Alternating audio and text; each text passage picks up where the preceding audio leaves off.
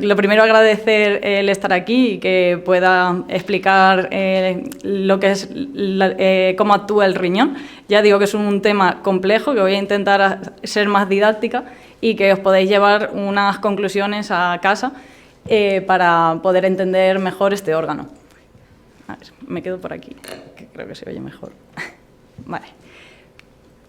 Pues lo primero, cuando hacemos presentaciones nosotros a nivel científico, en congresos, en cursos, en conferencias, siempre se pone una primera diapositiva como de conflictos de intereses, que aquí lo he querido mencionar por la parte de que yo normalmente pues tengo colaboraciones con varias asociaciones, colaboraciones también puntuales con farmacéuticas, y realmente creo que mi mayor conflicto de intereses es que pongo en el centro a los pacientes. Entonces, parece que no, pero a veces es una cosa que puede llevar a diferentes conflictos.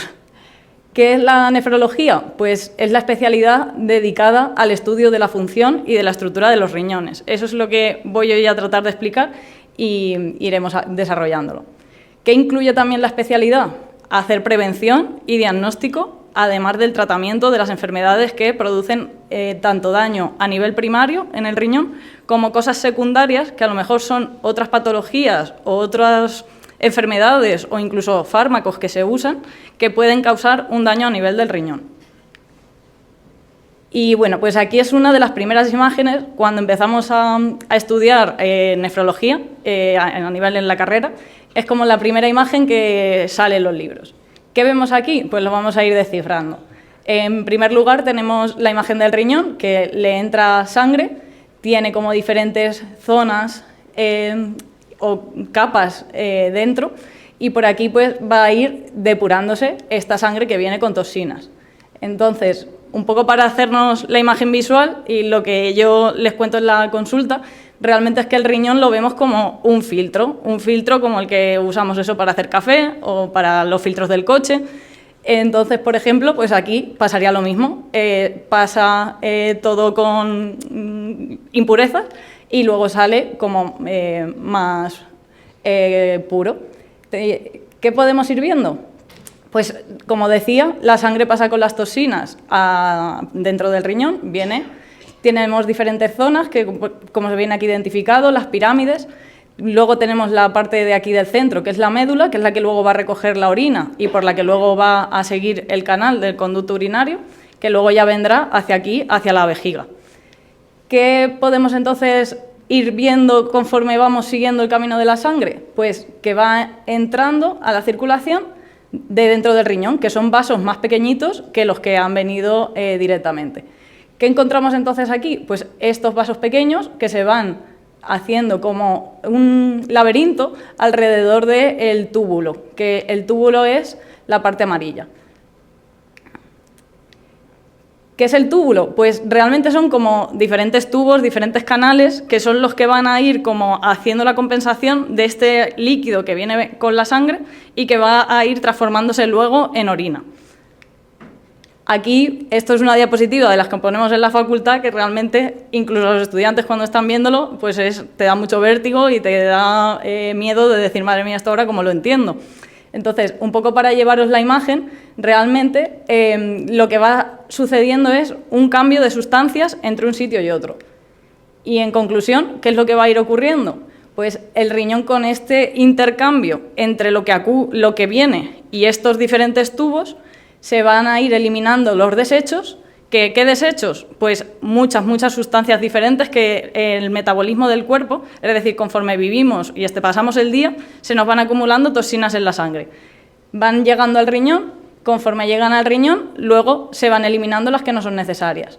Dentro de esos desechos, luego iremos viendo qué cosas sí que medimos en la analítica, pero hay muchos de esos desechos que ni siquiera en las analíticas no las podemos pedir, no es una cosa que no se mide. Se mide a nivel científico, a nivel de investigación, pero no medimos todas las toxinas o todos los tóxicos que realmente tenemos en el cuerpo. ¿Cuáles sí medimos y cuáles vigilamos? Por su importancia, pues uno es el sodio, la sal de la sangre, otro es el potasio y otro es el fósforo. Estas sustancias, digamos que son esas como de las que pueden dar clínica a nivel de cada uno si se altera hacia arriba o hacia abajo. Entonces, como son las principales que pueden suponer alguna manifestación, pues estas sí que son muy importantes para la vigilancia luego en analíticas. Para el riñón, evidentemente, también son las sustancias más importantes por los mismos motivos. El riñón lo que no quiere es que nos suceda algo. ¿Qué otra cosa elimina? Pues el agua. También el riñón es el que va a regular la eliminación de agua. El agua se elimina también por la sudoración, incluso lo que sale cuando exhalamos hablando, pero el riñón es el órgano fundamental que elimina agua. En las heces también se elimina agua, pero ya digo que el riñón es el principal. Y cuando va haciéndose el intercambio también entre la sangre y los diferentes tubos, lo que va a ir haciendo es retener cosas que a lo mejor se han escapado en ese intercambio y las rescata. Es como que dice, esto no, esto me lo quedo. ¿Qué cosas? Pues a veces puede ser también la sal y el potasio, pero suele ser sobre todo el calcio, la glucosa y también algunas proteínas, o aminoácidos mejor. Y otra cosa que lo vamos a ver es el bicarbonato. Me paro en concreto con el potasio porque es digamos, el compuesto que más asociado está cuando hablamos de enfermedad renal. Es una de las primeras cosas que se pueden acumular cuando el riñón empieza a funcionar mal y sobre todo es importante porque tiene síntomas bastante llamativos y sobre todo que pueden repercutir a nivel de arritmias en el corazón y pueden suponer una muerte inmediata. Entonces, de ahí la importancia que los nefrólogos siempre le damos a vigilar el potasio, a ver cómo está el potasio y por eso también hacemos muchas explicaciones a los pacientes de lo que es la ingesta de alimentos que tienen potasio. ¿Qué síntomas? Pues desde náuseas, vómitos o dificultad para respirar, es como que te altera también el ritmo, como decía, arritmias, desmayos.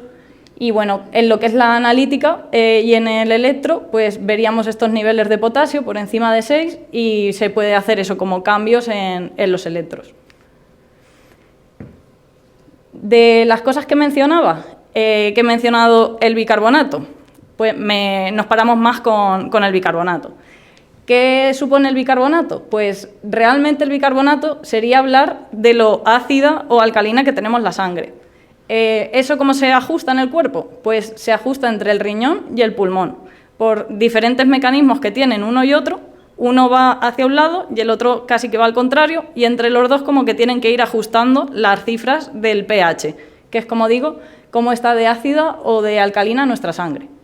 Eso tiene que estar afinado como en un rango muy pequeño, entonces por eso esta interacción entre estos dos órganos. En concreto, pues voy a hablaros de la parte del riñón. ¿Qué ocurre? Pues, por ejemplo, si a nivel de la sangre se va detectando que se va haciendo ácida, es decir, nos baja el pH, pues el riñón lo que va a hacer como compensación es recuperar el bicarbonato en este mecanismo que decíamos a nivel de los tubos. Si tenemos más bicarbonato, al final nos va a subir el pH y se va a conseguir equilibrar esta disfunción que estaba teniendo el cuerpo. Y al contrario, si por algún otro motivo se produce una alcalosis, al final el riñón lo que va a hacer es ese bicarbonato no recuperarlo, va a dejar que salga en la orina y entonces la orina pues saldrá como más alcalina para compensar el pH de la sangre. Y bueno, antes digamos que la imagen en general del riñón decíamos que es un filtro en sí mismo, en general, pero en concreto, para irnos como más específico y mirándolo ya desde dentro, realmente la parte que más filtra, aparte de todo este intercambio que estábamos diciendo en los túbulos, es en la zona de aquí del centro, que se llama glomérulo. Toda esta zona, en conjunto, los túbulos y el glomérulo lo llamamos nefrona, pero digamos que el filtro, o lo que más vigilamos los nefrólogos, es la parte del glomérulo. Y aquí pues traigo otra vez imágenes de estas de las que son más complejas, de las que hablamos en la universidad, que aquí vamos haciendo como un zoom de qué zonas, qué células hay en cada una de las áreas de este filtro en concreto del glomérulo. y las diferentes patologías que pueden ocasionar inflamación o cambios en algunas de ellas. Para simplificarlo un poco, tendríamos esta imagen que realmente lo que nos representa es eso, es como viene la sangre, entra en lo que es este filtro, ¿vale? Esto hay que imaginárselo como a nivel tridimensional, que son como si fuese muchos vasos sanguíneos haciendo como un ovillo. Y entonces como que tienen muchas curvas y entre ellos hacen así como una bola y aquí es donde se produce también parte de este intercambio para ajustar también lo de los líquidos y para ajustar en concreto la tensión también que tenemos en el cuerpo. Todo esto se va a ir determinando por un ajuste como de presiones, de líquidos, de cuánta sangre entra y de cómo está funcionando el riñón. Entonces, aquí, de hecho, ahora lo veremos, cuando hablamos en las analíticas de filtrado glomerular, que es lo que determinamos de cómo funciona el riñón, estamos indicando o hablando de esta zona. Y la mácula densa es el área que va como a detectar y a ajustar qué presiones entran y luego cómo reacciona el cuerpo a ese ajuste de presiones. Aquí pues tenemos eso, como un montón de cambios, un montón de ajustes a nivel de todo el cuerpo, de cómo está la presión en un sitio, de cómo está en otro, y todo eso va a ir detectándolo el riñón. No solo en la mácula densa, sino que la mácula densa va a responder también por presiones que ocurran en otras zonas del cuerpo. ¿Cómo hace esto? Pues, como digo, al final el riñón es como que quiere equilibrarnos, está todo el rato intentando equilibrar las cosas que se pueden ir desequilibrando. Una de ellas, como digo, el agua. Entonces, si tenemos ya más filtración, eliminamos más agua. ¿Y cómo se compensa esto? Pues hay veces también que, al contrario, nos baja la tensión o nos deshidratamos y necesitamos subir tensión. Pues el riñón tiene que estar tanto como hacia retener agua y también a eliminarla. Entonces, uno de los ejes que decimos que es muy importante a nivel del riñón y a nivel de todo el cuerpo se llama eje renina-angiotensina-aldosterona. Este es el eje que realmente se representaba aquí, que como digo se va compensando como por diferentes zonas, también por la presión del corazón, de cómo nos bombea, incluso también de los vasos de la cabeza. Y bueno, este eje al final son como diferentes proteínas que se van activando unas a otras para señalar que si, por ejemplo, nos baja la tensión, el riñón lo que tiene que hacer es retener agua y quedarse sal para que la tensión no suba. ¿Qué puede ocurrir en este eje? Que tiene muchas teclas, como podéis apreciar, y que se puede descompensar como por diferentes caminos. El riñón siempre va a intentar ir compensando o ir corrigiéndolo. Pero claro, va a haber momentos en los que no puede. Esto es cuando nosotros empezamos a detectar, por ejemplo, que hay hipertensión. A lo mejor el riñón está intentando compensar otra cosa en otro sitio o otra presión y la manera de compensarlo es incluso provocándonos el riñón hipertensión, ¿vale? Por eso lo de que cuando todos vamos cumpliendo años hay más riesgo de ir teniendo tensión, porque el riñón cada vez conforme vamos cumpliendo años de por sí va a ir envejeciendo. Entonces sus funciones pues cada vez las hace un poquito peor, digamos. ¿Qué hacemos entonces los nefrólogos? Pues vigilar siempre también las cifras de tensión, porque eso es un dato que nos dice también cómo de bien o cómo de sano puede estar trabajando el riñón. Y las cifras objetivo que ahora mismo se van diciendo o que deberíamos de intentar tener son cifras de 12, 13 de la tensión alta y de 8 de la baja, de 80. Y bueno, aquí sigo con el camino que seguíamos con la orina y realmente estaríamos ya como en la parte del final, que es el túbulo colector. Aquí se va recogiendo toda la orina y, como digo, aquí interviene otra hormona, aparte de las que he mencionado, que es la ADH, que es hormona antidiurética. Esta es otra de las hormonas que realmente es la que determina también si conseguimos quedarnos agua en el cuerpo. Porque antidiurética significaría como que no eliminas tanta agua. Y bueno, si hemos seguido siguiendo el camino, pues hemos llegado eso a lo que se ha formado, a la orina. ¿Qué otras funciones, que ya hemos mencionado bastantes, ya tiene bastante trabajo el riñón? Pues aún tenemos funciones extra, que estas además a veces son menos conocidas. Una de ellas es que el riñón participa también en el estímulo de formar sangre.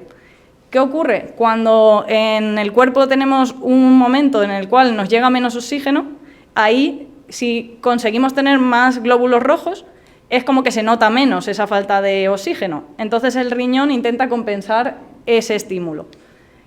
¿Cómo lo hace? Pues tiene una hormona que se llama eritropoyetina, que aumenta de por sí la producción de glóbulos rojos en la médula ósea.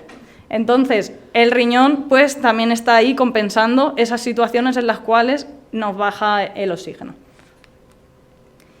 Y otra de las funciones, que traigo aquí un esquema así muy grande, pero me voy al pequeño, que se ha visto relación entre el riñón y el envejecimiento. ¿Por qué sucede esto? Pues porque el riñón, cuando no consigue funcionar del todo bien, como digo, hay cosas que no se van eliminando. Entonces, hay algunas hormonas alrededor que intentan decirle, venga, sí, sigue, elimínalo más, elimínalo más. Entonces, en este estímulo que tenemos entre el fósforo, el hueso y el riñón, es como que hay unas hormonas que una aumenta y la otra baja. Una es el FGF23 y el cloto. Estas dos hormonas, al final, es como digo, es como que están intentando forzar al riñón a que trabaje más o elimine más el fósforo.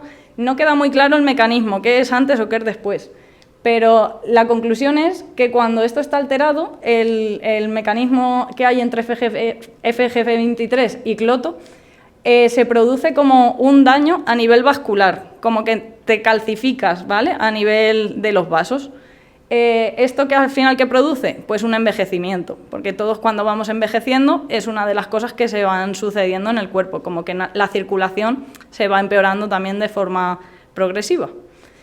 Y en concreto, pues digamos que cuando hay daño en el riñón, esta compensación pues tampoco se hace tan finamente como si el riñón estuviese funcionando al 100%. Y bueno, pues aquí como... Sí. ¿Sobre esto? Bueno, es que hay veces que se menciona de unas y de otras, porque es verdad que, ya digo que de esta parte es casi de lo que también menos se termina de entender bien el mecanismo de uno y otro. Y es cierto que es buenísimo hacer ejercicio de fuerza, no caminar, sino hacer ejercicio de fuerza. Sí, eso cada vez se está viendo más. Producir más hormona cloto, ¿no? Eso es. Sí que lo que se ha visto es que realmente lo de dar tantos pasos que se decía caminar y caminar no es tan efectivo, sino que hay que hacer ejercicios de fuerza y también de flexibilidad, que también es una cosa como que no se mencionaba tanto, y realmente las dos cosas hacen estímulo más en el hueso, y entonces al final estás consiguiendo que estas vías como que se paren y vayan otra vez hacia un círculo más sano. Sí, se tiene que recomendar. ¿Preguntas al final? ¿La dejamos que haga la conferencia? Nada. Y bueno, como venían al caso, ya siguiendo todo esto, es verdad que el riñón es como un órgano que está intentando hacer un montón de funciones a la vez, que os he ido mencionando. Algunas tienen que ver entre ellas, otras no, otras son como independientes. Como que está ahí intentando teclear todo y hacerlo todo a la vez para mantenernos bien, que por eso decíamos lo de que es un laboratorio de vida, pero un poco eso, pagando él un precio, porque al final está atento a tantas cosas que a veces algo se le acaba escapando de todo esto.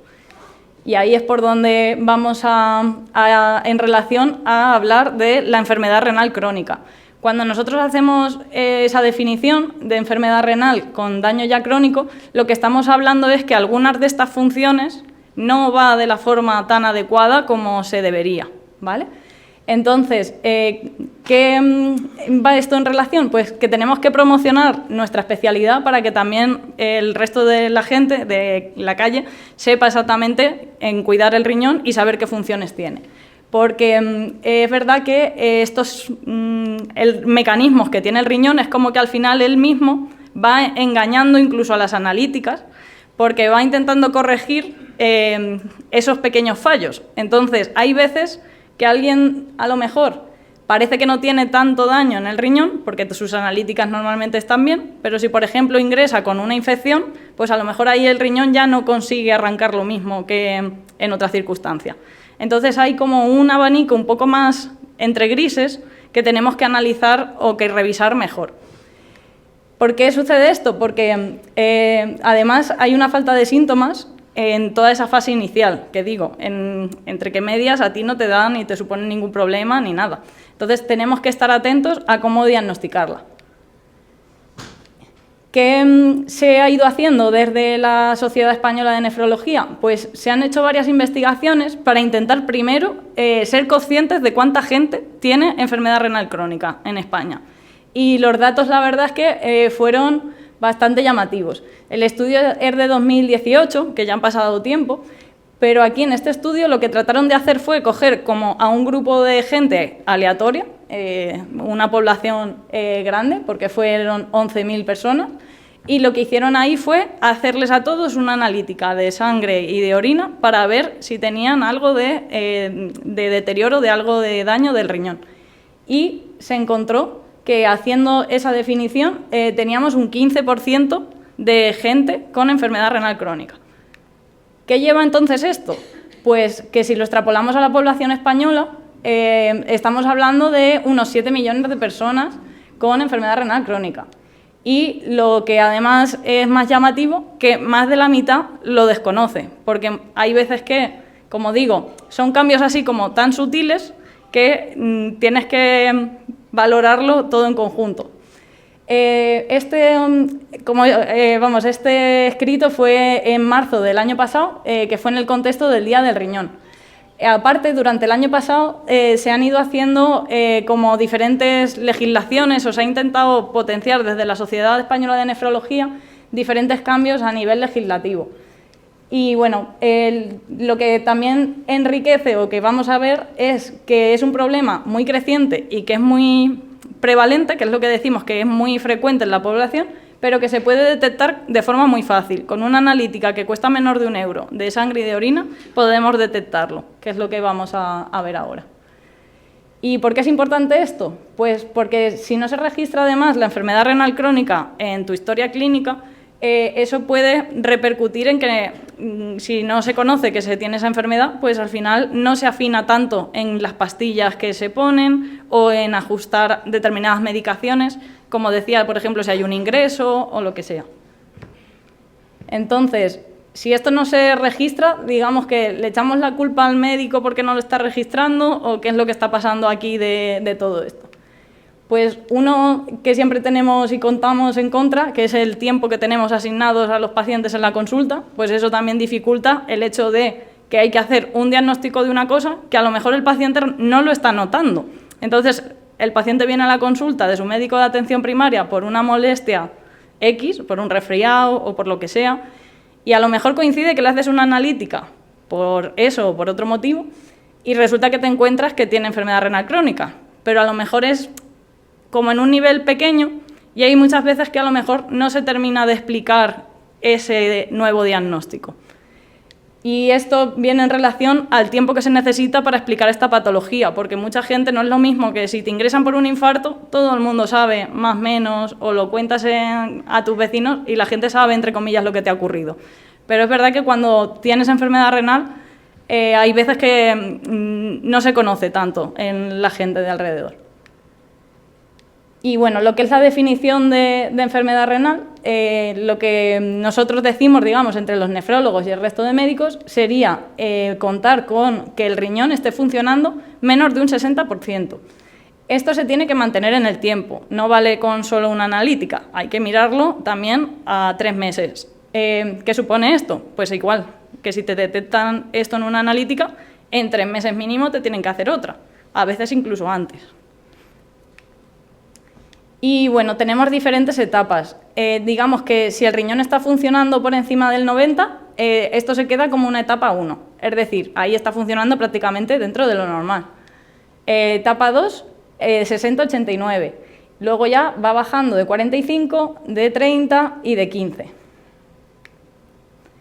¿Y qué pruebas diagnósticas tenemos? Pues sobre todo estoy mencionando la analítica, porque es lo que más manejamos y lo que más vigilamos los nefrólogos.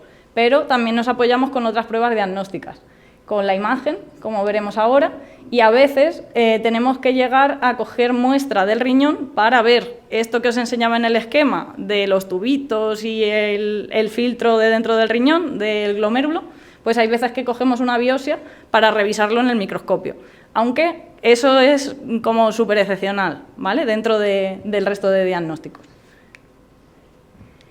Y bueno, en cuanto a las analíticas, como comentaba, uno de los desechos que se mide es la urea.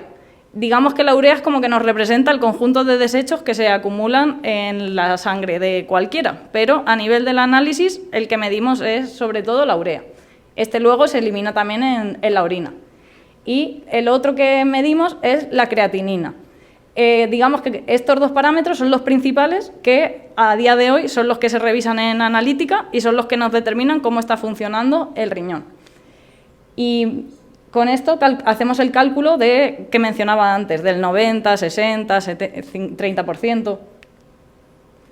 ¿A quién hay que hacer la analítica? Pues esta tabla viene sacada de un artículo de 2022 de la Sociedad Española de Nefrología, que ya en base al estudio de 2018 fue como que intentó decir, vale, y entonces ¿a qué personas le buscamos, a quién personas revisamos que puedan tener riesgo de tener enfermedad renal? Y entonces llegaron a estas conclusiones, que la gente que tiene diagnóstico de hipertensión, si tienes diabetes tipo 1 de más de 5 años, diabetes tipo 2, si has tenido alguna enfermedad cardiovascular, un ictus, un infarto, o trombos, por ejemplo, en las piernas, pues habría que hacer una analítica anual. En los que tengan más de 60 años, si hay obesidad o síndrome metabólico asociado, es decir, también problemas de colesterol, fumadores. Luego también, si tienes familiares con enfermedad renal directa, también se recomienda que a los familiares de alrededor se puedan echar un vistazo, sobre todo en las enfermedades que son de causa familiar. Luego, si tienes alguna alteración visual en las pruebas de imagen, también habría que echar un vistazo con analítica. Luego, hay veces que, digamos que hay patologías que necesitan tratamientos que de por sí sabemos que causan daño al riñón, pero ese daño al riñón suele ocurrir como a lo mejor 20, 30 años después. Entonces, hay veces que esos tratamientos empiezan a causar daño, como digo, 20, 30 años después. ¿Cuál puede ser uno? Pues, por ejemplo, el litio o determinados inmunosupresores que usamos para el trasplante, a largo plazo podrían dar también como una respuesta a nivel del riñón. Otro que es muy habitual, que además se puede comprar en la farmacia de forma libre, el ibuprofeno, el naproxeno, Enantium, todos esos fármacos, si los tomas de forma continua durante mucho tiempo, también podrían producir daño renal. De ahí la importancia de hacer la analítica.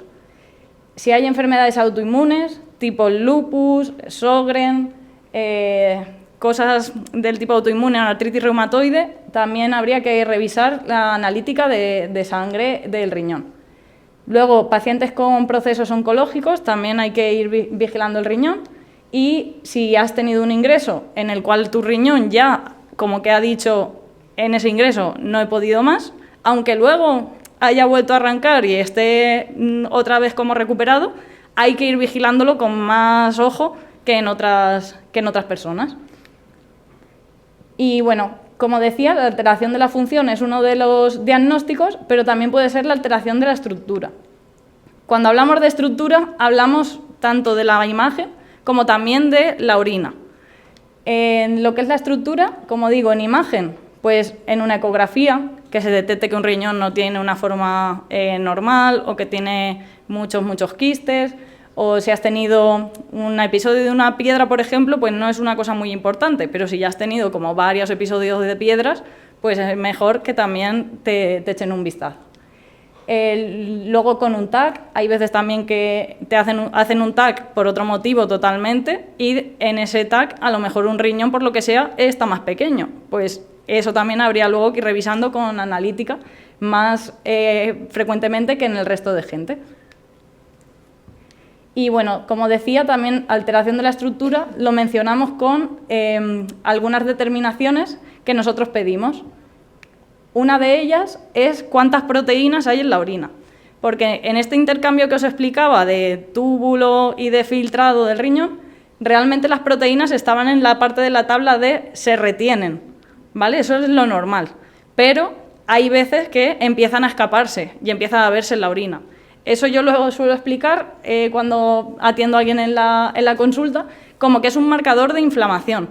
Realmente que el riñón no esté recogiendo esas proteínas y se esté empezando a eliminar, es como que nos está indicando que ese riñón está empezando a tener o ya tiene una inflamación. También se puede ver cuando hay, por ejemplo, mucho peso y el riñón está como trabajando de más, hay veces que también pierde esas proteínas. ¿Y por qué es importante hablar de proteinuria? Que esto es una de las cosas que realmente se tienen que quedar de la charla. Pues realmente hablar de proteinuria es hablar de la albúmina. La albúmina es como la proteína principal que tenemos circulando en la sangre. Y cuando aparece en la orina suele ser también albúmina, lo primero que se ve, ¿vale? Hay circunstancias que no, pero casi siempre es la albúmina. Y la albúmina, en el año 2021, los cardiólogos ya llegaron ellos y dijeron, claro que sí, la albúmina en la orina, eso puede causar riesgo de que te den infartos, de que te den arritmias. Y claro, dice, fíjate, y parece que se nos adelantaron y lo sacaron antes los cardiólogos que los nefrólogos.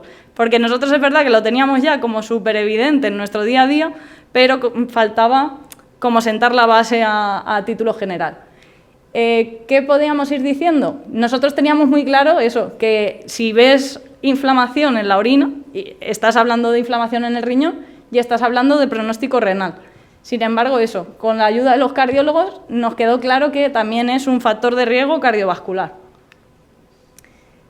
Y bueno, pues repetir entonces la diapositiva de antes, porque esto sí que es una cosa muy importante que para nosotros, para los nefrólogos, es como que resulta súper obvia, que los pacientes muchas veces al final como que dices, sí, que me saquen analítica, pero parece que solo de sangre.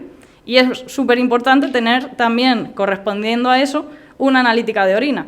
No quiere decir que cada vez que te saquen sangre haya que hacerla, pero que mínimo, como decimos, una vez al año si tienes una de estas circunstancias. Y eso es verdad que hay veces que el propio sistema no está ahora mismo como visible, no aparece a día de hoy. No tenemos, cuando entras en la historia de un paciente, a ti no te sale cuándo es la última orina que se le ha hecho. Tienes tú que, de forma activa, como facultativo, revisar y buscar cuándo fue. Entonces, ahí por eso es importante que os llevéis esa idea de cara a decir, oye, yo quiero también mi analítica de orina. Y bueno, todo esto, como decía antes, son mantenidos al menos 3 meses.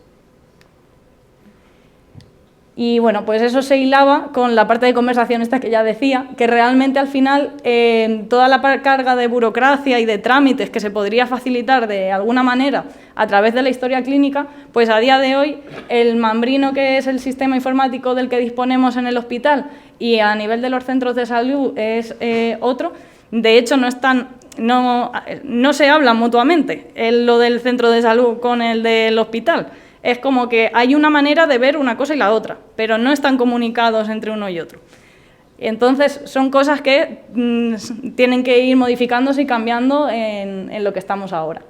Recientemente, en mayo del año pasado, a través de Mi Salud Digital, tenemos disponible una aplicación del móvil, de lo del SESCAM, que puedes entrar a tus informes clínicos del hospital y también a los resultados de analítica que estén registrados ahí en el programa.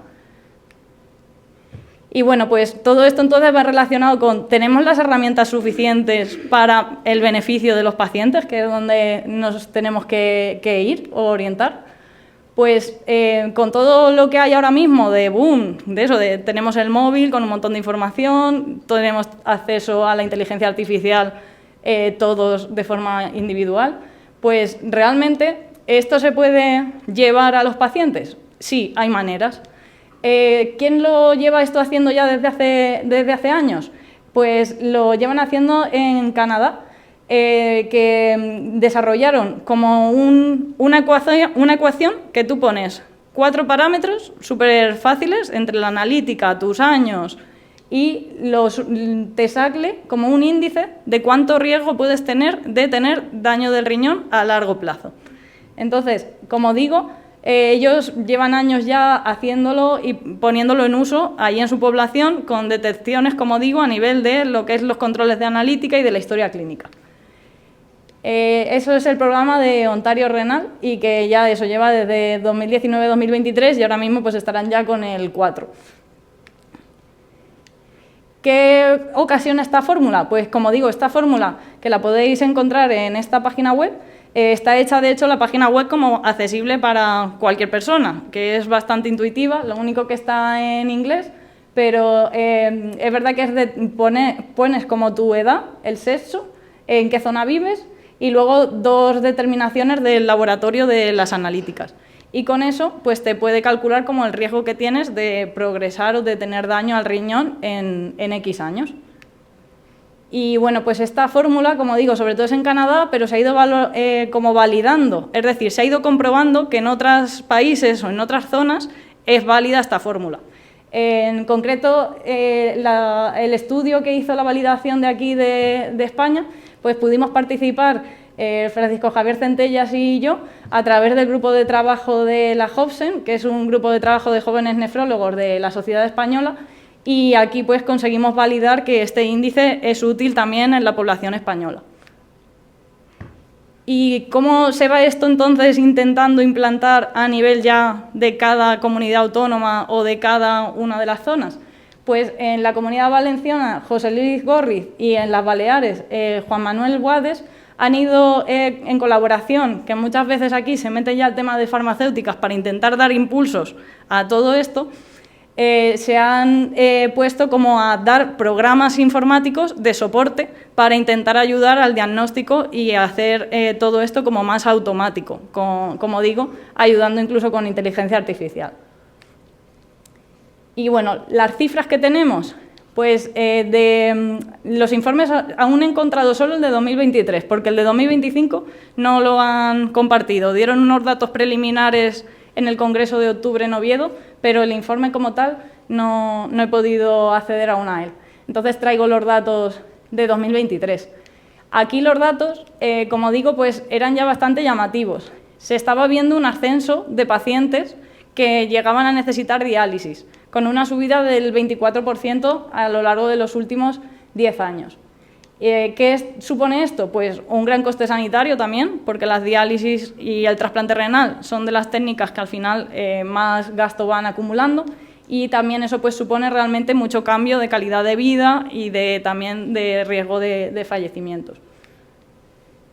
De hecho, hay mucha relación, como ya hemos ido diciendo en toda la charla, de enfermedad renal con fallecimientos por causa cardíaca o por otros motivos, como ictus, trombos. Todo eso está muy relacionado una cosa y otra. Entonces, digamos que tenemos una situación bastante importante en este sentido. Y bueno, por aquí traía una tabla en relación un poco con las cosas que nosotros vamos diagnosticando, que realmente son muchas patologías diferentes, son las que pueden llegar a ocasionar el daño en el riñón. De ahí lo importante de ir revisándose con las analíticas. Una de las principales que aún llevan a personas a la diálisis es la diabetes y la hipertensión, que realmente son 2 factores que cada vez podemos ir controlando más porque tenemos nuevos fármacos, porque tenemos más claro qué estilos de cambio de vida hay que hacer. Entonces, yo realmente espero que cada vez esto se vaya haciendo más pequeño y que a lo mejor se ocupe el puesto con otras enfermedades que tienen tratamientos más difíciles. Y en cuanto al tratamiento renal, como digo, también es la diabetes. ¿Qué podemos hacer nosotros a título individual? Cambios del estilo de vida.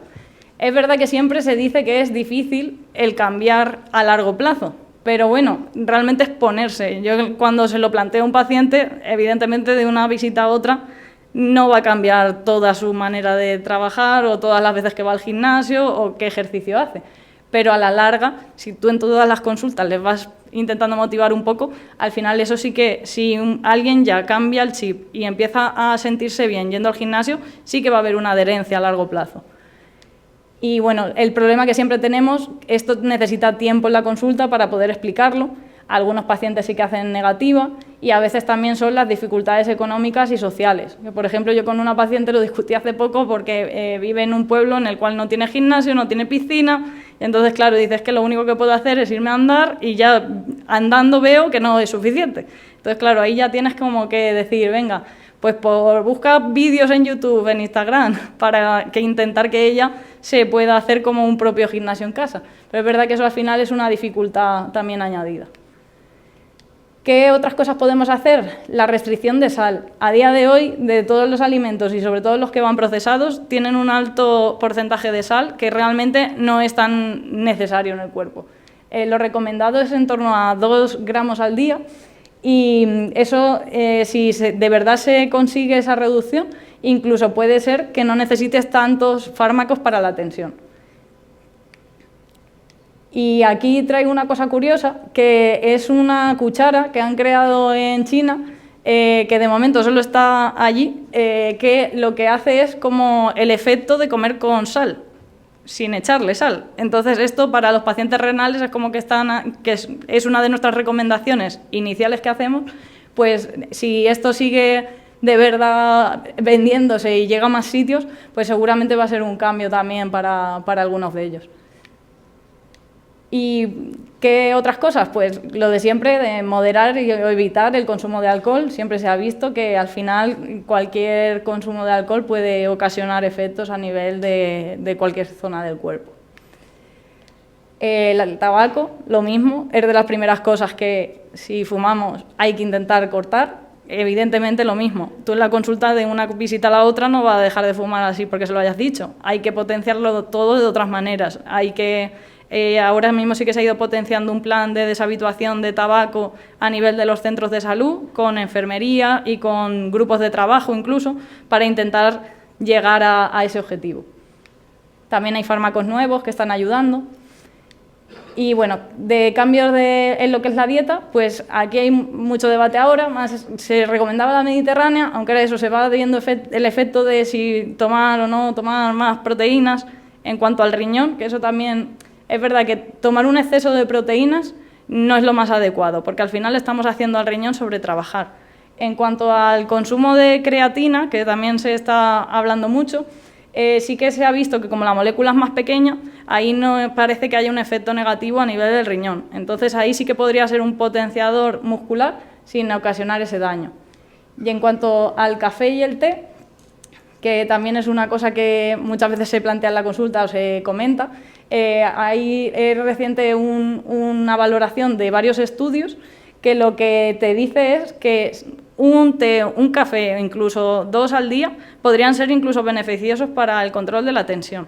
Más allá sí que puede llegar a ocasionar como demasiada dosis. Esto es lo mismo.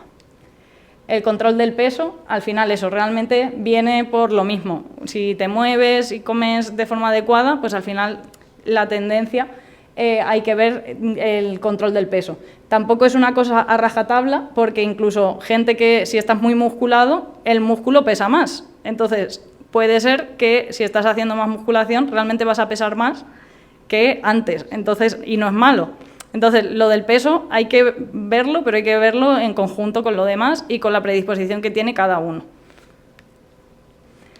La actividad física, como decíamos, el aeróbico, dinámico, intenso, ejercicios de fuerza y de resistencia, que iría por ahí, y con la flexibilidad también, que todos esos han demostrado beneficios a largo plazo. Y en cuanto a eso, pues tenemos bueno, es un proyecto que salió en relación como europea, que lo que consiste es como si fuese una serie de pasaportes que te descargas y es como que te ayuda a intentar ir empezando a hacer ejercicio. Son ejercicios muy básicos, van como desde el más sencillo, que se lee, hasta el máximo.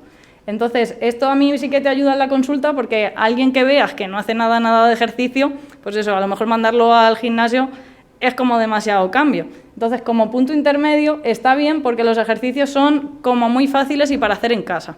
Entonces, para un inicio o para gente que, por ejemplo, a lo mejor ha tenido un ingreso y está más flojo, pues puedes ir haciendo ejercicios de este estilo.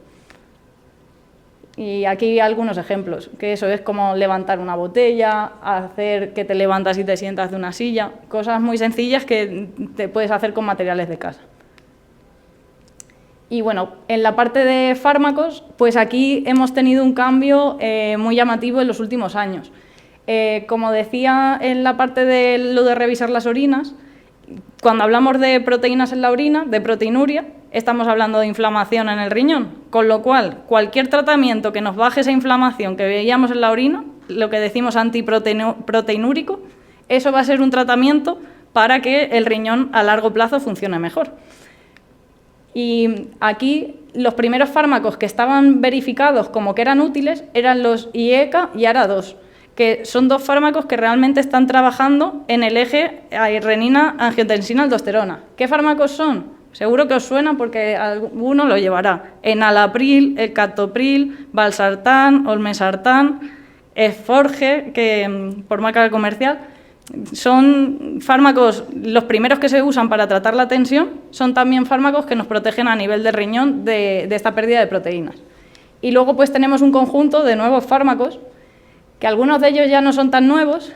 Los primeros son los ISGLT2, que son un fármaco que al principio se usaba solo en los diabéticos, porque en principio el mecanismo que hace es eliminar azúcar en la orina, pero eso se ha visto que también protege del riñón, y entonces está empezando a usarse incluso en gente que no es diabética.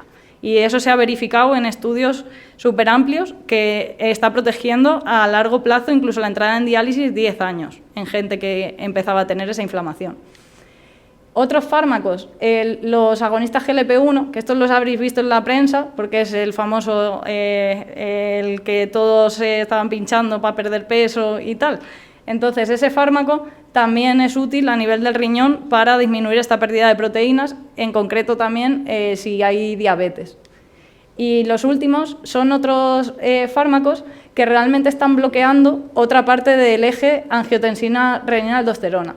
Que aquí había uno que era ya muy conocido, que de hace años, que se llama, que voy a decir el nombre, espironolactona, y de la espironolactona ahora han sacado como otro compuesto que ese está consiguiendo que tenga menos efectos secundarios y con más protección renal. Entonces estamos en un momento como súper de cambios. Yo cuando estudié la carrera y prácticamente empecé en la nefro, solo teníamos esto. Luego, durante mis años de residencia, empezamos a usar este, y ahora, en los últimos 2 años, es cuando estamos empezando estos. Entonces, estamos en un momento como de muchísimo cambio. Y con el uso de estos fármacos vamos a conseguir disminuir, como decía, la inflamación a nivel de la orina, la disminución también del riesgo cardiovascular y también, entonces, de la muerte y del desarrollo de enfermedad renal crónica. Entonces, un poco en hilo de una de los titulares que salió de hace poco del Congreso, como decía, de octubre, pues decían eso, que la nefrología vive actualmente el mejor momento de su historia y en España y en el mundo. Y como decía, los datos del 15% en la población y que tenemos que ir a intentar hacer un plan de salud renal para buscar y que realmente no se nos haga esto un porcentaje mayor de lo que ya sabemos. Entonces, en hilo con esto, viene en relación a que la OMS recientemente, en mayo, puso ya como voz a todo este problema que llevábamos viendo a nivel clínico, sobre todo eso, los nefrólogos, pero también de otras especialidades. Y ya es como que ellos han hecho la mención de que la salud renal es una de las cosas que debería de ser ahora mismo una prioridad en las políticas nacionales, que hay que garantizar el acceso equitativo a tratamientos como la diálisis y el trasplante y fortalecer también la prevención, sobre todo desde la atención primaria. Eso se dijo en mayo. ¿Qué se está haciendo? Pues desde la Sociedad Española de Nefrología se ha ido preparando en conjunto con el Ministerio un cribado de salud renal, es decir, hacerlo de la analítica de sangre y orina, un poco parecido a lo que se hace de lo del protocolo del cáncer, de mama, por ejemplo, o el de colon. Y bueno, pues a título mío personal, pues voy intentando contribuir con charlas como la que estamos haciendo hoy. En colaboración con Alcer Albacete he ido dando estas en años anteriores y ahora pues tenemos otra asociación que se ha formado allí, en concreto en Ellín, que viene buscando pues la parte esta de intentar ser más equitativos en cuanto al acceso a las diálisis, Este artículo es ya de diciembre de 2023, que se publicó en El Mundo, y aquí pues hacía apreciar qué zonas realmente tienen más dificultades o más tiempo también de acceso a la diálisis. Y como podéis ver, pues Castilla-La Mancha no sale demasiado bien parada y en concreto pues la zona de la Sierra y la zona de Ellín pues tampoco. Entonces aquí traigo un QR que es para firmar la recogida de firmas que están haciendo desde esa asociación para intentar pues tener un poco como de apoyo para esto. Y aquí pues salió Virgilio, que es un paciente que lleva ya 26 años teniendo que subir desde Yeste hasta Albacete 3 días a la semana para poder seguir viviendo, y realmente pues es uno de los que está también en esta lucha de intentar tener algo más accesible para mejorar su calidad de vida. Y mi contribución a nivel profesional, pues eso, pues estar en el hospital de Ellín con toda la lucha y con la mejora de lo que es la actividad nefrológica allí. En junio de este año pasado di esta sesión también en conjunto con la Sociedad Castellano-Manchega, que se llamaba Desafíos y oportunidades de establecer una unidad de nefrología en un hospital comarcal, y ahí pues transmitía un poco la visión que he ido ya comentando en la charla, que al final, si empiezas a focalizar y empiezas a revisar mejor las cosas, te encuentras muchos más pacientes de los que a priori parecía que estaban registrados. Aparte de eso, pues he ido dando clases en la facultad, se han ido viniendo residentes a formar en la consulta. En febrero del año pasado pasé una encuesta para ver los pacientes también si estaban contentos o no de estar viniendo allá a la consulta, porque muchos me lo decían, pero digo, hacemos una encuesta general.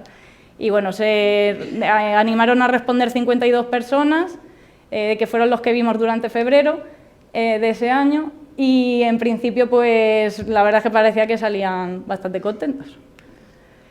Y bueno, en cuanto a todo esto, como yo estaba muy consciente de toda esta situación a nivel general en España, a través del Instituto de Investigación Sanitaria del IDISCAN y a través del mismo programa que habían potenciado los compañeros de la Comunidad Valenciana y de Baleares, presenté un proyecto para intentar empezar ahí en Ellín, y aunque está todo aprobado y todo se firmó desde hace meses, aún seguimos pendientes de las primeras reuniones. ¿Qué ocurre entonces en Castilla-La Mancha? Pues en concreto tenemos una situación que tú ves la tabla y dices, ¿por qué sale esto en rojo, que sale así un poco raro?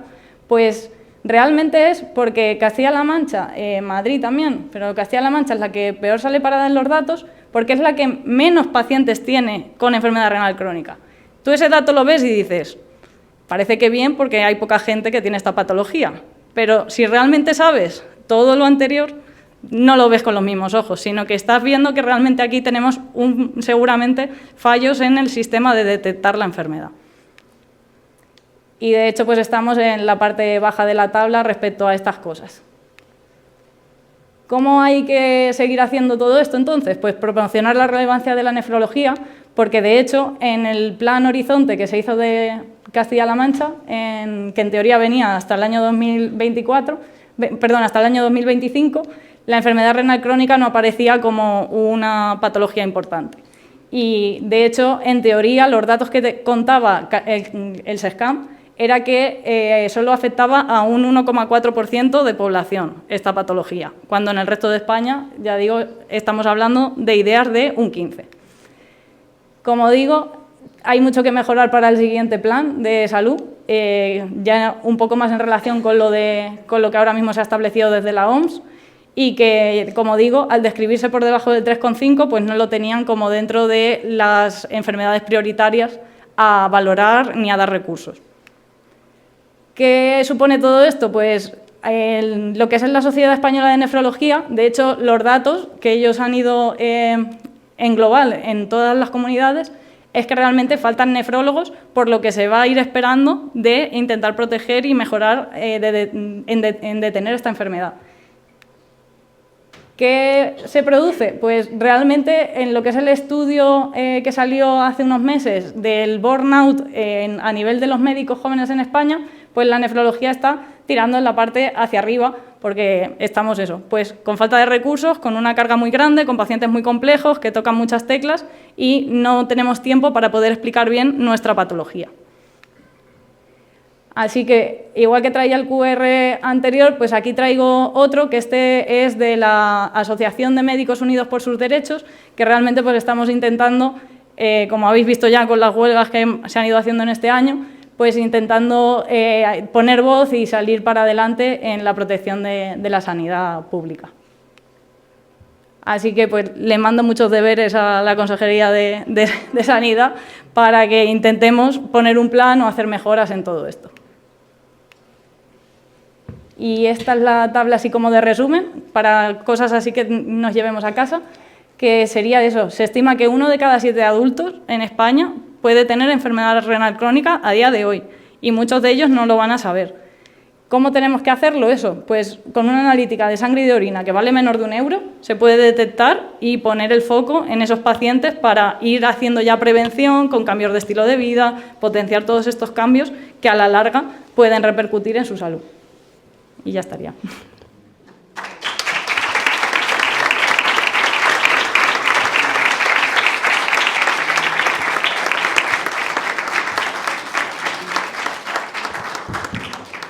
Bueno, fabulosa tu conferencia y Gracias. entendible. Cuidado, que yo me he tirado 20 y tantos años grabando las conferencias del hospital. Yo soy enfermero del hospital, ya jubilado, y no había manera de entender una conferencia. Y lo primero que os pido cuando organizo un ciclo es que se os entienda. Sí. Os recuerdo, polígonosanantón.es, polígonosanantón.com, las dos páginas web llevan al mismo sitio. Vale. Esta conferencia intentaré que mañana esté colgada en alta calidad para que la veáis más veces o para que la mandéis a vuestros conocidos. Vale. Un turno de preguntas, me levantáis la mano y os paso el micro. A ver, primero has sido tú, después tú. Breves, por favor. Buenas tardes, Sara, y muchas gracias por la charla. ¿Nos puedes hablar de la interacción entre proteína, creatinina elevada en las analíticas y hacer ejercicio cuando la creatina es necesaria para la restauración del músculo, pero la proteína está elevada? ¿Cómo podemos combinar todo eso? Pues, a ver, el tema es que nosotros la medición es creatinina. Esa creatinina que nosotros medimos que está circulando en el cuerpo realmente viene también asociada con la carga muscular que tenemos nosotros. Entonces, como por la rotura muscular que tenemos de forma habitual y por la masa, por lo que es el músculo que tenemos. Entonces, de eso es lo que cada uno tiene de creatinina circulando en su sangre. Pero claro, el riñón es como que esa cifra normalmente, si el riñón funciona bien, se elimina. De forma que la creatinina, aunque tengas mucho músculo, lo normal es que tu riñón coja, lo depure y se elimine por la orina. Entonces a ti siempre te va a salir como una creatinina normal, baja, en sangre. Pero hay veces que si ya haces mucho músculo, digamos que aunque el riñón funcione incluso bien, hay veces que hay tanto músculo que el riñón no le da tiempo a limpiarla. No es que, a veces ni siquiera es que funcione mal, sino que es como que no le da tiempo a ocuparse de todo. Y la diferencia lo otro es creatina, que es que aparecen mucho los nombres, pero realmente la creatina es lo que ahora mismo se puede comprar en la farmacia tal, que es como un suplemento pequeño, que también es una molécula pequeña igual, que realmente va a ir al músculo, a que el músculo lo coja y lo retenga, para luego crear la creatinina, que es lo que luego medimos. Hola, hay que daros a los profesionales mil gracias por vuestra entrega a los pacientes, pero el sistema sanitario no funciona. A mí, en hacerme una ecografía en el Hospital General de Albacete, me han tardado 1 año menos 1 semana. Es una auténtica vergüenza. Sí. Lo que me está salvando es ir al gimnasio habitualmente y hacer ejercicio de fuerza. Eso, mi bajo filtrado glomerular, mi bajo filtrado me lo está aguantando y es por ir al gimnasio y hacer ejercicio de fuerza, como dice mi nefrólogo. Sí. Y yo estoy comprobando. Sí, totalmente. Gracias. Pero es verdad que ahora mismo, bueno, lo estamos viendo estos días con las noticias que está saliendo del tema de urgencias, que al final urgencias es como la primera vía de entrada al hospital, pero si esa vía no funciona, los centros de salud ya sabemos que tampoco, porque si todos intentamos coger una cita ahora en tu centro de salud, ¿cuándo nos van a dar cita? Entonces, las vías de entrada no las tenemos bien amoldadas, pero es que las consultas y las plantas tampoco están bien abordadas ahora mismo. Gracias por venir. Sara, ¿es cierto que el consumo de proteína es dañino para el riñón? ¿Por qué los pacientes renales no quieren comer carne? ¿Qué proteína es la mejor? ¿La animal, la del mar, la vegetal incluso? ¿Y qué cantidad sería la recomendable? Gracias. Pues en los pacientes renales y en general es verdad que si tienes un exceso de mucha proteína, al final sí que puede llegar a ocasionarse un daño a nivel de los riñones. No es lo frecuente, pero sobre todo se atribuye con las que tienen el fósforo que más se absorbe, que son las proteínas de las carnes. Sobre todo lo que se potencia ahora mismo de hecho hay varias líneas de trabajo a nivel de la SEN de intentar a los pacientes que tienen menores filtrados hacerles un cambio absoluto de dieta a que solo coman proteína vegetal. Y haciendo un cambio a proteína vegetal exclusiva, se está viendo que mucha gente mejora en toda esa eliminación o ese acúmulo de tóxicos. Entonces, como por recomendación, hay que ir hacia un mayor consumo de proteína vegetal. Que yo, por ejemplo, hay una cosa que la soja, que como que no estaba muy implantada en nuestra sociedad y que cada vez se está mencionando más, porque a nivel, por ejemplo, de las mujeres también viene con mucha vertiente hacia la menopausia y todo eso, también tiene una parte de fitoterapia que nos ayuda. Y entonces a comer soja, que ahora mismo hay de muchas maneras, que la encontramos incluso en seco y esa se puede preparar en húmedo, en seco, en una sopa o usarla como si fuese carne, tú lo pones como si fuese un guiso y también lo puedes cocinar. Entonces, si vamos hacia ese consumo, nos protege más el riñón. ¿La clara de huevo? El huevo es bueno, en general, sí.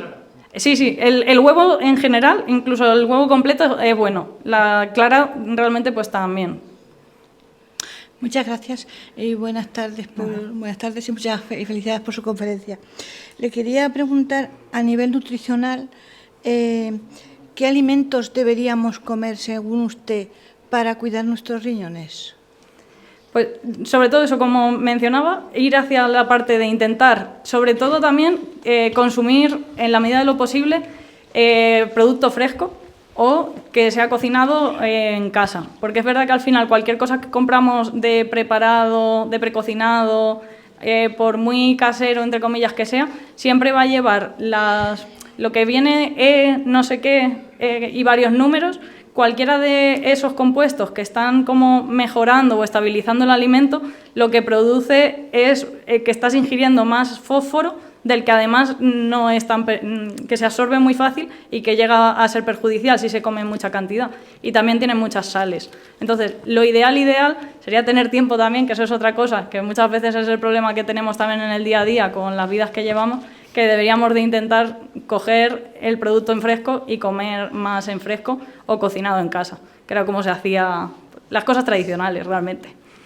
Muchas gracias por tu conferencia. Yo soy enfermera de hemodiálisis. Entonces quería preguntarte, por ejemplo, en una enfermedad aguda como puede ser la pielonefritis, sí, ¿puede llegar a causar un daño tan grave como para entrar en una enfermedad renal crónica? Pues de forma, digamos, en el momento de ese bache de la infección, no. En ese momento hay casos muy excepcionales. Pero es verdad que si tú has tenido una pielonefritis, aunque a lo mejor tu riñón en la analítica no se ha alterado nada.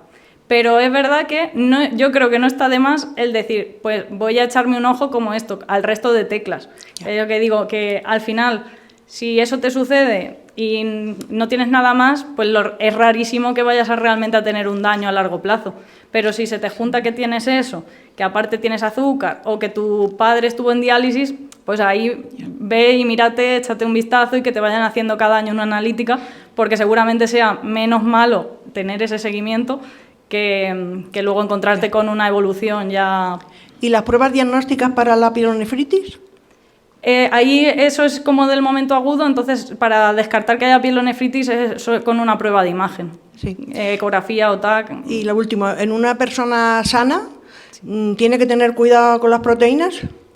En principio, al menos eso, no tener excesos, pero claro, cuando hablamos de excesos es que hablamos de comer muchísima proteína, porque de hecho eso, nosotros venimos de una dieta más mediterránea que tendía más a comer vegetales también con las carnes, entonces ahora mismo se está intentando, porque muchas veces nos quedábamos cortos a veces también de proteína, entonces realmente ya tienes que hacer, para hacer un exceso peligroso, tienes que hacerlo de forma ya muy activa, que es como lo hacen ahora mismo las competiciones, los que compiten a nivel profesional, que a lo mejor eso se comen 3 pechugas solo para desayunar, hígado, para comer, la clara de huevo, no sé qué, es que dices, al final ellos están haciendo un consumo alto. El consumo alto de normal en casa, vamos, te lo tienes que proponer para llegar a una dieta tan perjudicial. Nada. Buenas tardes. Yo quería entender un poco mejor por qué las enfermedades inmunes afectan al riñón, por qué aumenta la proteína con la inflamación y también pedir tu opinión sobre si en nefrología debería haber, aparte en la consulta, ya directamente un ecógrafo para poder ver junto con la analítica el resultado.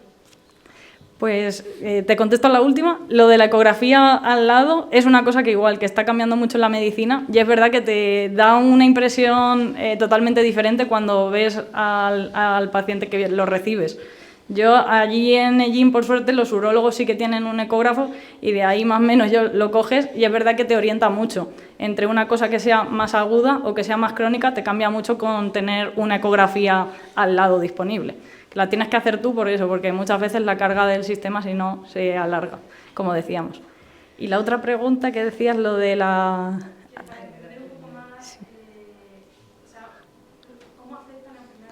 Sí, las enfermedades autoinmunes tienen en relación, como el riñón, como decía, tiene varias zonas de trabajo, pues las enfermedades autoinmunes, depende del tipo de enfermedad autoinmune, suelen tener predisposición en causar una inflamación en una zona o en otra. Hay unas que lo hacen más como a los daños a la zona del túbulo, que mencionaba, y otras es más en la zona como del filtro del glomérulo.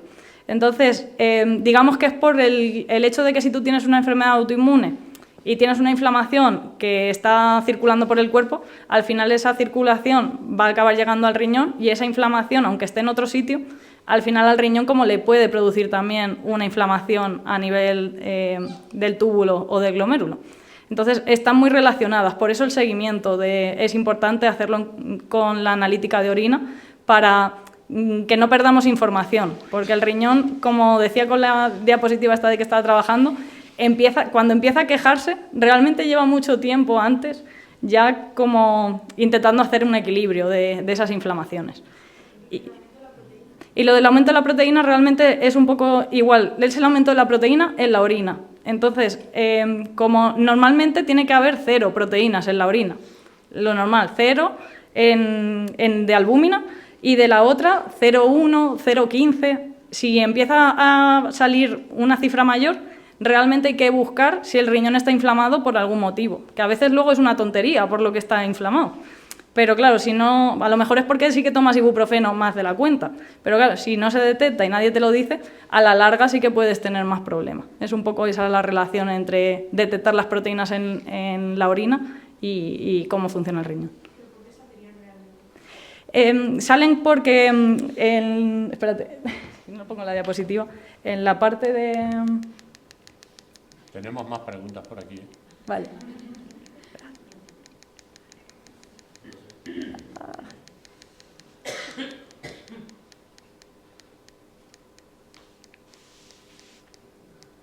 Aquí. Aquí no me he detenido mucho, pero eso, aquí en la zona del riñón, estas que están así dibujadas con una carita feliz, son unas células que están en la zona del riñón que se llaman podocitos. El podocito es como si fuese el componente principal de esta capa, que es la que realmente hace también el filtro entre el líquido que viene aquí en el vaso y el que luego se va con la orina. Entonces, cuando se inflama o se altera el podocito, es cuando más pasan proteínas por aquí y entonces pasan a la orina. Que aquí no se ve bien, pero imaginaros que esto es... Tú tienes aquí lo que se está depurando, pasa por aquí y luego se va a la orina. Entonces, realmente eso, si hay un problema de inflamación en el podocito o en estas capas, es cuando sale la proteína y es lo que vemos. Nada. Don Julio Carvalho. Muchas gracias. Gracias por la información tan clara y didáctica que nos acaba de ofrecer. 2 cosas muy sencillitas. La primera, ¿revierte el daño renal una vez establecido? Y la segunda, ¿hay fármacos protectores de tratamiento? Me ha parecido ver 4 grupos, bueno, los primeros clásicos, los antihipertensivos que había, y luego últimos que están en venir, si esos son renoprotectores o facilitarían la recuperación de ese riñón ya dañado. Muchas gracias. Pues es verdad que en cuanto a eso, revertir como tal, puedes como contrarrestar los diferentes mecanismos que ya se pueden haber producido. El problema es porque se están como investigando líneas para intentar detectar otros resultados en la analítica que nos anticipen a antes de cuando vemos la albúmina en la orina o cuando vemos una creatinina alta. Pero es verdad que aún eso se nos escapa, que realmente estamos poniendo tratamiento ya a gente como que ha empezado a tener algo de daño. Entonces, revertir es verdad que es muy difícil. Sí que reviertes sobre todo eso, si encuentras una causa clara, que es el motivo de que esté causando ese daño, ahí es cuando más claro sí que puedes frenar ese daño. Si no, es verdad que cuesta más. En relación con eso, con lo de las terapias, pasa un poco lo mismo. Si yo, por ejemplo, viene un paciente y al final a lo mejor me lo mandan a la consulta porque el riñón está empezando a alterarse. Y luego, hablando con él, revisando toda su historia previa, te encuentras que lo que tiene realmente es un cáncer en el pulmón, por decir algo. Y resulta que el cáncer ese, lo que está haciendo en el cuerpo también es que está causando como una inflamación y eso está haciendo que el riñón también se altere.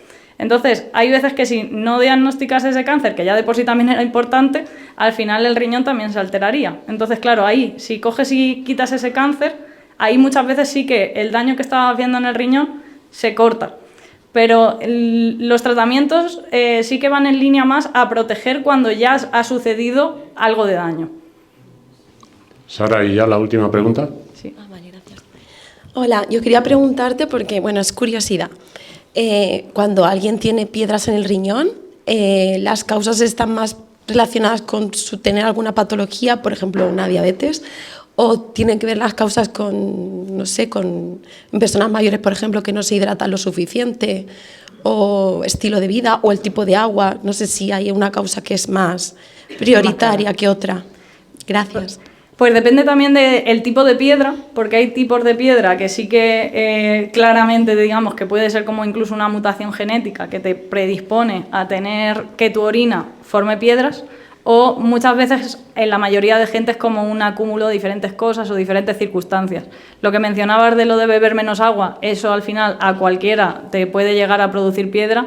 Las dietas también, que al final realmente depende de cómo esté trabajando tu riñón de base. Si le das mucho calcio, por ejemplo, pues el calcio es muy bueno para los huesos, pero si te pasas, a lo mejor el riñón empieza como a tener que trabajar más y puedes darle ese trabajo de hacer una piedra. Entonces, influyen muchas cosas en general y luego eso, hay veces que predisposiciones genéticas o familiares que no se sabe exactamente luego por qué otro motivo, a lo mejor es también eso, algo que comen o algo que tal, en esa familia se tienen más piedras. Bueno, ya acordaros, polígonosanantón.es y polígonosanantón.com. Ahí tenéis, en esas dos direcciones, os conducen a la misma página, la página del barrio, y tendréis todas las conferencias en alta calidad para que las repaséis y las recomendéis.